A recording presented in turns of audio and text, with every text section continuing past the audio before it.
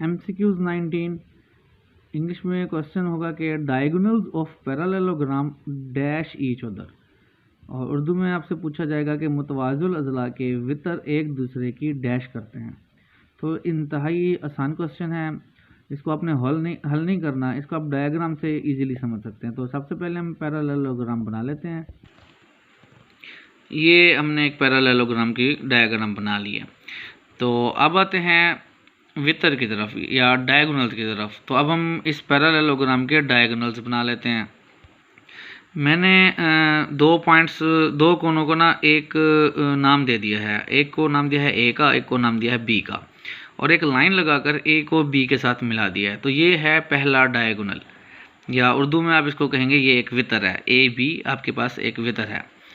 और इसी तरह इसका दूसरा वितर भी हम बना लेते हैं। इस पॉइंट को नाम दे देते हैं सी का, और ऊपर वाले पॉइंट को डी का नाम दे देते हैं, इस तरह से।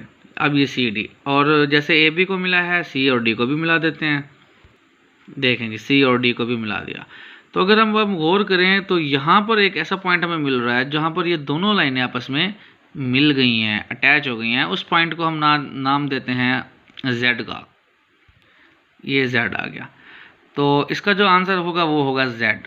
देखें क्वेश्चन में आपको दिया गया था कि diagonals of parallelogram dash each other. Dash का मतलब है बाइसेक्ट। जेड के पॉइंट पर गौर से देखें तो दोनों लाइनें एक दूसरे को बाइसेक्ट कर रही हैं, कट कर रही हैं, तनसीफ कर रही हैं।